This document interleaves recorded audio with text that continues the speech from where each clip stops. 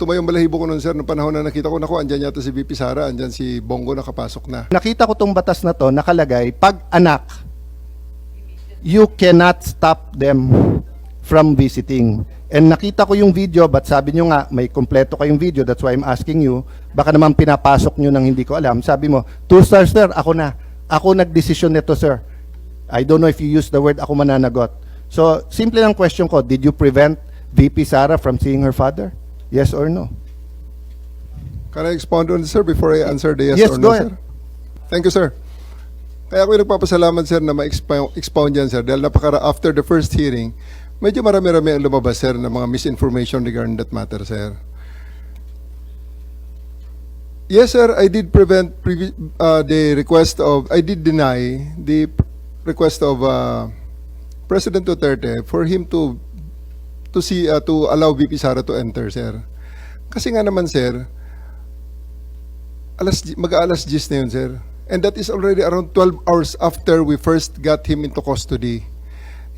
The VP has all the chances to be with the President earlier that day. We are expecting her. Actually, sir, mga alas 3 pa lang, may information na darating siya.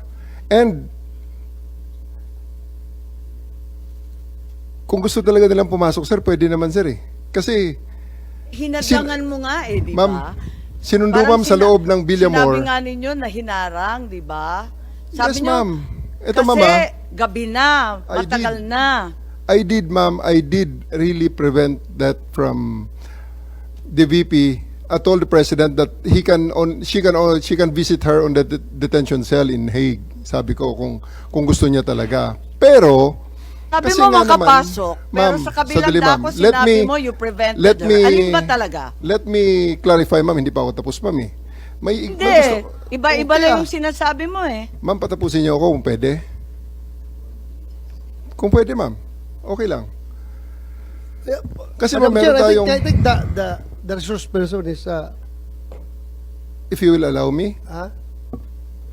Sir, if you will allow me. Sir, Yaw. Okay, sir. Kaya nga, but please. eto, sir, ah.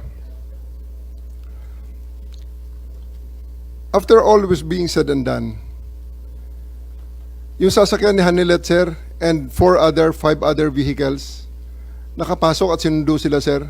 Ang eroplano nasa bukas pang pintuan, sir. So, yan, sir, ang isang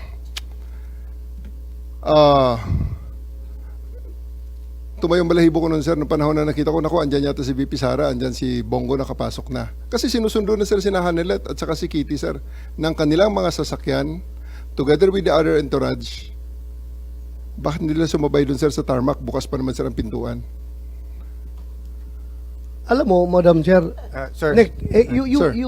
you That's a new ibig mong information, sabihin sir. kung pwede pumasok yung si Ma'am Hanilit at saka si Kitty, gusto mo ring sabay-sabay na sila. Sir, ganito. Hindi ko dinideny na pinrevent ko si VP Sara na pumasok based on the request of the former president. Okay, The reason nakikinig for kami that, dyan. You prevented VP Sara from entering. yes, ma'am. Okay. Because the reason for that is that 12 hours na ang nakalipas at tapos na ang lahat ng mga delaying tactics. Nick, I cannot allow that. Otherwise, Nick, magiging magulo pa ang situation, Nag-expire sir. pala yung karapatan ng akusado. may expiration date pala yung karapatan ng anak na bumisita sa kanyang tatay. Sir, we do believe, ako, sir, personally, that's my call at that time because I'm operating on the premise ng So it's aking your mission. call. So it's your call to Yes, violate sir. the law. Yes, It's your call to violate the law. Dahil nakalagay sa batas, binasa ni Senator Alan Cayetano na bawal na pigilan yung anak na bumisita. So it's your call to violate the law. hindi sa ganong context, sir. Oo. Anong konteksto? Anong Kasasabi konteksto mo mo? lang, talagang hinadlangan mo yung pagpasok eh. Mr. President, I won't belabor the point kasi sinagot nyo naman, sir, yung tanong ko. Kasi nga, going back to Ambassador Lacanilao, that's a violation of the law. If you look at the law, it says arrested, detained, and custodial investigation. Kung arrested lang to, baka may lusot, 12 hours, 6 hours, matagal na. Pero ang nakalagay sa law kasi, you cannot deny pag arrested, detained, and custodial investigation. No if, no buts tong batas na to.